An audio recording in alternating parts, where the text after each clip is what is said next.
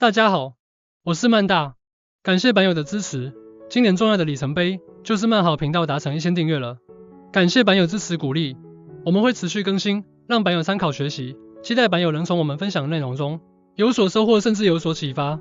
进而开始行动。引用谢文宪千万讲师的名言：1000个想法不如1个行动。你没有挥棒是不可能打全垒打的，没有行动就没法缩短自己跟目标间的差距，就请开始动起来吧。曼大根据科研数据中得知，我们目前的投资水平大约是在 PR90 左右，也就是每100个投资人，我们大概有机会赢过90人。换个面向来看，每100个投资朋友会有10个比曼大厉害，但是呢，这些比曼大厉害的高手不一定有时间制作 YT 频道，也或者不一定愿意分享获利模式，又或者你也没机会学习到。曼大目前在 PR90 的位置，只要继续学习，未来有机会往 PR95 甚至 PR99 前进。以我目前的财商水平，透过曼好频道的分享，相信不少版友可以从中获益，并有所收获。比我们厉害的高手，或者细心的版友们，倘若我们分享的资讯有偏误，欢迎给我们提醒指正，我们一定尽快来改正。谈到财商水平，我这周举办了一个投票，因为一位版友认为借钱投资注定赔钱，这个发言非常武断，我没有直接说他的发言是错的，我也没有封锁这位版友，我趁这个机会调查曼大频道的版友们财商水平究竟如何，所以办了这个投票。到我制作这个影片的时间为止，有 78% 认为这位版友的发言是对的。适度的举债其实是可以借力使力，放大获利，加快到达财务自由的时间。不过会有版友财商水平跟不上，认为只要借钱注定赔钱，这不是正确答案。成功的人找方法，失败的人找理由。即使成功的人是少数，但我们不能因为自己做不到就说这件事不可能。总结曼大2024年总报酬获利417万元，其中股票增值455万元，扣掉房贷、信贷、质押利息37万元，总报酬获利417万元，略逊于去年的499万元。已投资本金1138万，获利417万。2024年的投报率是 36.7%。今年大盘从17930点涨到23035点，大盘涨幅是 28.5%。虽然没法赢过50的绩效，不过能赢大盘就很满意了。我股票账户持有成本3013万中，有1830万是融资借款而来，由于持股市值会增加，目前负债比是 46.6%。参考企业经营的负债率 50% 左右的负债率是很健康的。买房子动辄使用 80% 的负债率，相较之下 46% 负债比完全没有问题。我房贷使用720万，3年半来已还款105万，目前房贷余额剩下616万。信贷使用200万元，一笔是今年4月借款，今年付了9个月的本息，另一笔是10月借款，今年只付了3个月的本息。目前信贷余额是189万。质押从2022年陆续多层质押，主要都是买美债为主，买最保守的美债部位，波动较股票小的说，心理上比较没负担。目前质押部位，美债正二还有136万质押在永丰证券，永丰证券近期把美债正二利率从 2.5% 上调到 6%。我预计将美债正2部位转移到元大证金，元大证金杠杆型 ETF 利率是 3.92%， 同时也计划将美债正2部位降低一半，或找机会转到原型再多层质押，一样可做到2倍杠杆的效果，但有稳定债息可以领，比较能耐心等待美债的复苏，没有波动损耗，心理压力会比较小。美债 ETF， 我从22年开始布局时，就打算持有3到5年，耐心等待联准会降息到 2% 左右的利率水位，或者迎来股灾为止。熟悉我的版友都知道，我将债券视为防守部位，虽然美债部位今年没赚钱，但是只要公积部位有赚钱，整体账户还是会持续赚钱。1830万融资总额是陆续借贷的，房贷720万是2021年6月申请，信贷刚刚提到都是今年申请的，而质押也是陆续申请的。年利息总额是37万元，我房贷720万，年缴45万中，有31万是还本金，14万还利息，信贷200万，年缴30.9万中，有26.7万是还本金，4万还利息。房贷和信贷一样，随着缴款时间的增加，贷款余额越来越少，本金会越还越多，利息会越来越少。质押只要认真控制维持率，可以一直续借，还息不用还本。我的债息收入完全可以支付质押的年息，股利也可以支付房信贷本息。质押部位只要维持率没问题，相较使用信贷，美债质押部位更容易套利。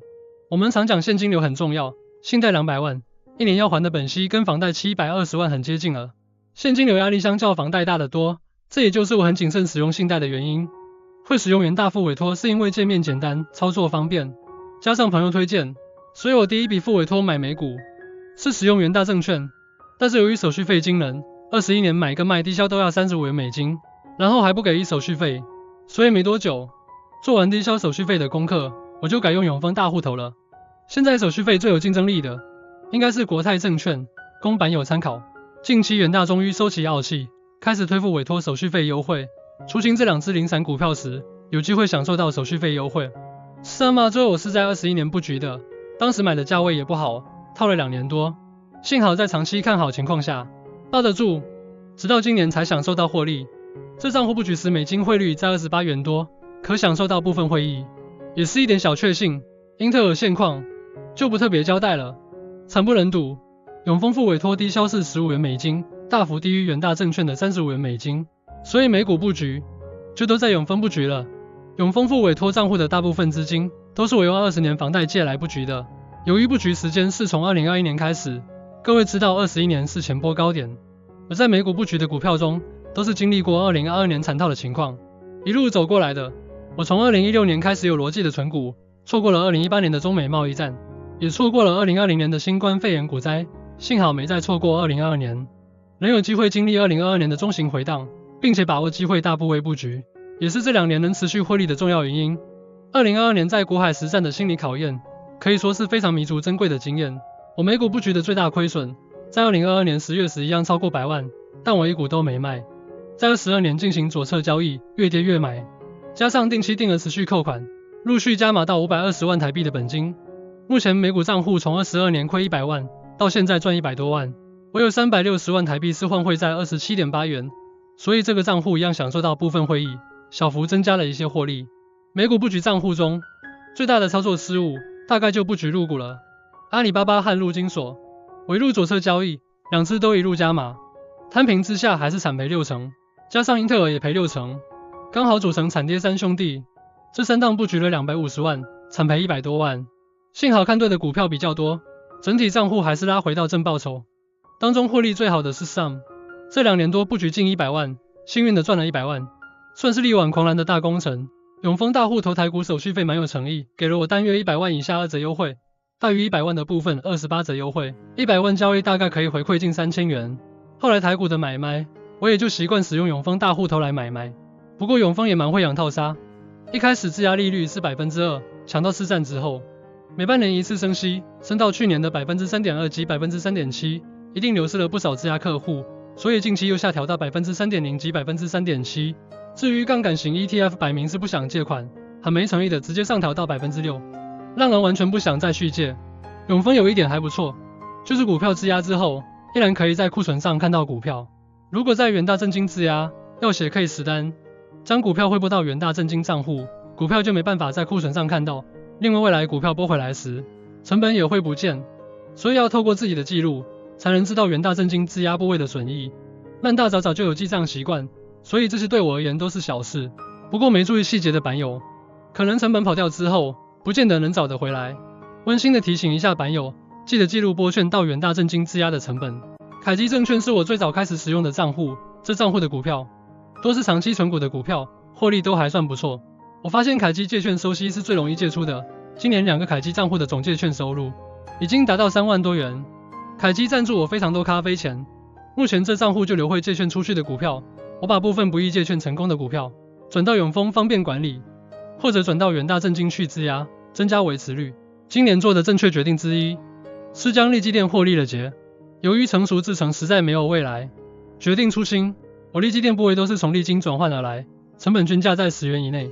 但是从70元赚5倍，一路爆到升2倍多才获利了结，虽然有点可惜，但我从30元一路卖到20元，现在看来是非常正确的决定。我元大证金质押的股票部位维持率目前是 213%， 元大证金有一点我觉得不错，就是可以利用质押利率较差的股票来增加维持率，比如崇越电以及新迈，都是我长期存股我很零股利的股票，我应该长期都不会卖，但是由于这类冷门股票要质押是没办法申请到好利率，这时就可以用来增加维持率，保持账户的维持率，只要账户的总维持率控制在 167% 以上，就可以一直续借下去，长期还息不还本。有看我零成本存股系列的版友，大概知道我会在股票涨超过1倍的时候卖掉一半，将成本先拿回来，再等机会布局其他有竞争力的股票。这个账户多数股票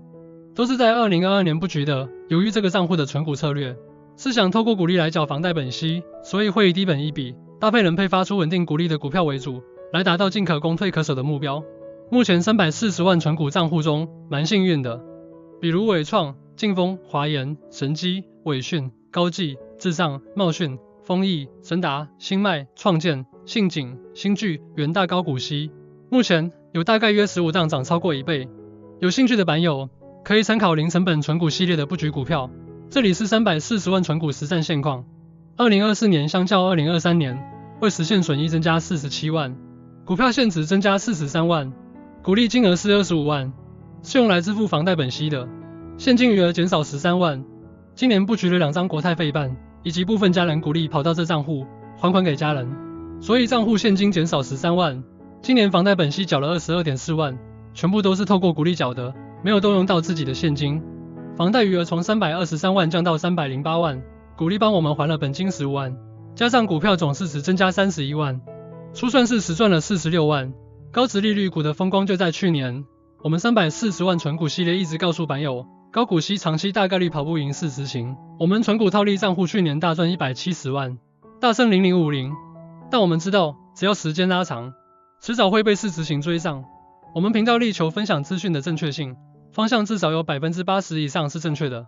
尽量不误导大家，所以认真看我们频道的版友，应该是可以有所收获。谈完2024年的投资总结，分享2024年最有趣的几个误会，给版友参考。误会1：今天加班，女同事带了瓶牛奶放在热水器上加热，男同事准备去装开水，女同事轻声说：“你摸摸我的奶热不热？”男同事说：“人多住呢。”女同事说：“没关系呀，摸摸又不是让你喝。”误会2：公司老板在公司找不到二儿子，正好碰到财务部女经理，便问：“看见我老二了吗？”女经理脸一红，低声说：“我一直想看，您不给机会。”误会3：男女相亲在茶馆面对面坐，语桌无题，男生主动找话题：“你是怎样看待防腐的？”女艺人低头沈默许久，说：“只要姿势不要太奇怪，我会尽量配合，但一定要让我叫出来。”误会4：男同学到女同学工作的城市出差，女到饭店探望，谈天正投缘，聊到个人收入，男问女：“你税后多少钱？”女脸一红，弱弱回答：“同学要税还提什么钱？今天上床就算我请你吧。”误会5：昨天下午老吴去素食店，刚好手机没电，老吴就问女店员：“你们有电源吗？”她说：“先生，我就是店员。”老吴说：“我要可以插的电源。”女店员给了老吴1巴掌。以上几个误会笑话，博君一笑。祝各位版友新年快乐！2025年，期待与版友一起获利共好，我们下期再见。